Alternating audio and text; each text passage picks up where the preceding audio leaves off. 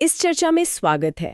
आज हम एक ऐसी पहेली पर बात कर रहे हैं जो चिकित्सा जगत में दुर्लभ तो है, पर जिनसे जूझने वालों के लिए ये उनकी पूरी दुनिया है। लाइसोसोमल स्टोरेज डिसऑर्डर्स या LSTs।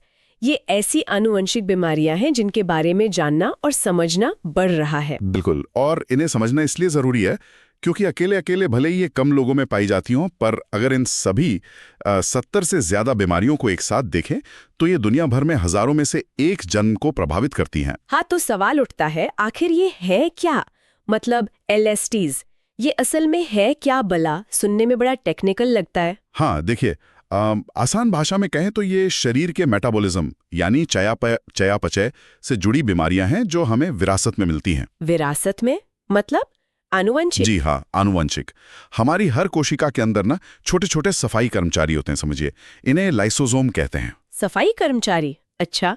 हाँ, इनका काम है कोशिका के अंदर बनने वाले कुछ खास किस्म के पदार्थों या कहिए कचरे को तोड़कर साफ करना। इसके लिए इनके पास खास तरह के औजार होते हैं जिन्हें एंजाइम कहते हैं। और LSDs में गड़बड़ कहाँ होती है? इन औजारों में? बिल्कुल, गड़बड़ इन औजारों यानी एंजाइम्स में होती है। किसी खास LSD में कोई एक जरूरी एंजाइम या तो बनता ही नहीं या फिर वो ठीक से काम नहीं करता। तो नतीजा वो खास पदार्थ जिसे उस एंजाइम को तोड़ना था वो कोशिका के अंदर जमा होता जाता है। मतलब जैसे घर में रोज कूड़ा निकलता है, पर अगर सफाई वाला ना आए तो ढेर लगता जाता है। बिल्कुल सही उपमा है। हाँ, और ये जमाव धीरे धीरे कोशिका के लिए जहरीला बन जाता है, और क्योंकि कोशिकाएं ही हमारे अंग बनाती हैं तो इसका असर पूरे शरीर पे दिखने लगता है। पूरे शरीर पर? जैसे लिवर और स्प्लीन का बढ़ जाना, दिल का कमजोर होना, हड्डियों का ठीक से न बढ़ना, और यहाँ तक कि दिमाग और नसों पर भी बहुत बुरा असर पड़ सकता है। और ये कोई एक बीमारी नहीं है, जैसा आपने शुरू में बताया, 70 से ज्यादा प्रकार हैं। कुछ नाम शायद सुने भी हों लोगों ने, गौचर रोग, पोम्पे रोग। हाँ, गौचर, पोम्पे, फैब्री रोग, म्यूकोपॉलीसैकेराइडोसिस यानी MPS, ये सब इसी बड़ी श्रेणी LSDs में आते हैं। और आंकड़े बताते हैं कि दुनिया भर में हर 5,000 से 7,000 बच्चों में से एक इनमें से किसी न किसी एक के साथ पैदा होता है। हाँ, तो ये दुर्लभ होते हुए भी सामूहिक रूप से एक महत्वपूर्ण स्वास्थ्य समस्या है, और ये आनुवंशिक हैं, मतलब माता पिता से बच्चों में आती हैं। अक्सर ऐसा होता है कि माता पिता दोनों में जीन की एक खराब कॉपी होती है, पर उनमें लक्षण नहीं होते, वो कैरियर होते हैं। अच्छा। लेकिन जब बच्चे को दोनों से वो खराब कॉपी मिल जाती है तब बीमारी सामने आती है। ये बात इन बीमारियों की जटिलता और परिवारों पर इनके असर को दिखाती है। ठीक है, तो ये बीमारियां क्या हैं और कैसे असर डालती हैं, ये कुछ साफ हुआ। अब अगर हम दुनिया भर में देखें, खासकर विकसित देशों में, तो वहाँ क्या स्थिति है? अमेरिका, यूरोप, वहाँ इनसे कैसे निपटाया जा रहा है? हाँ, वहाँ स्थिति थोड़ी अलग है, कह सकते हैं बेहतर है। वहाँ LSDs को दुर्लभ बीमारियों का दर्जा मिला हुआ है, और अक्सर इनके इलाज का खर्च या तो नेशनल हेल्थ इंश्योरेंस से कवर होता है या फिर खास दुर्लभ रोग कार्यक्रमों के तहत। और सुना है कोई खास कानून भी है वहाँ, ऑर्फन ड्रग एक्ट जैसा कुछ? हाँ, वो बहुत महत्वपूर्ण है। अमेरिका में 1983 का orphan drug act. Orphan drug, ये क्या होता है? अनाथ दवा? हाँ, एक तरह से वही मतलब है। ऑर्फिन यानी अनाथ, ये नाम उन दवाओं को दिया गया जो दुर्लभ बीमारियों के इलाज के लिए होती हैं। आप सोचिए, कोई दवा कंपनी क्यों करोड़ों डॉलर ऐसी दवा बनाने में लगाएगी जिसके मरीज दुनिया में बस कुछ हजार हों? बिजनेस के लिहाज से तो ये फायदे का सौदा नहीं है ना? सही बात है, उनके लिए तो वो दवाएं बनाना बेहतर है जो लाखों करोड़ों लोग खरीदे। बिल्कुल। तो ऑर्फन ड्रग एक्ट ने ना इस पूरे गणित को बदल दिया। इसने कंपनियों को टैक्स में छूट दी, रिसर्च के लिए ग्रांट्स दिए, और सबसे बड़ी बात, कुछ सालों तक बाजार में अकेले दवा बेचने का अधिकार दिया। मार्केट एक्सक्लूसिविटी जिसे कहते हैं। अच्छा, तो इससे कंपनियों को फायदा दिखने लगा? हाँ, इससे उन बीमारियों के लिए भी दवाएं बनाना आर्थिक रूप से संभव हो गया जिनके मरीज कम थे। ये एक तरह से बाजार की ताकतों को जनहित में इस्तेमाल करने का एक बढ़िया उदाहरण है। और यूरोप में भी कुछ ऐसा ही है? हाँ, यूरोप में भी यूरोपियन मेडिसिन एजेंसी है, EMA, जो दुर्लभ दवाओं के शोध को, उनके विकास को बढ़ावा देती है, फंडिंग में भी मदद करती है।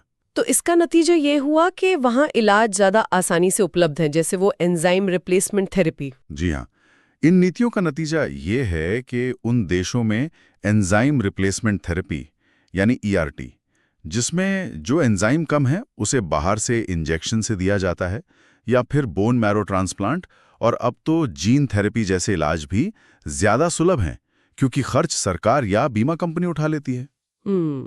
तो ये साफ है कि एक मजबूत पॉलिसी और इच्छा शक्ति हो तो दुर्लभ बीमारियों के मरीजों की जिंदगी में बहुत बड़ा फर्क आ सकता है। लेकिन अब आते हैं भारत पर। यहाँ के हालात तो काफी अलग लगते हैं ना? हाँ, भारत में चुनौतियां बहुत ज्यादा हैं और बिल्कुल अलग किस्म की हैं। सबसे पहली और शायद सबसे बड़ी चुनौती है इलाज का खर्च। कितना, मतलब अंदाजन कितना महंगा हो सकता है ये इलाज? ये बीमारी और मरीज के वजन पर निर्भर करता है, पर आप मान के चलिए सालाना खर्च 30 लाख रुपए से लेकर 1-2 करोड़ या उससे भी ज्यादा हो सकता है। बाप रे, 1-2 करोड़ सालाना?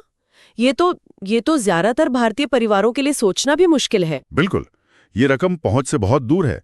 और फिर दूसरी बड़ी मुश्किल है जागरूकता की कमी। डॉक्टरों में भी? हाँ, आम लोगों को तो छोड़िए, कई बार डॉक्टरों को भी इन दुर्लभ बीमारियों के लक्षणों को पहचानने में वक्त लग जाता है, देर हो जाती है।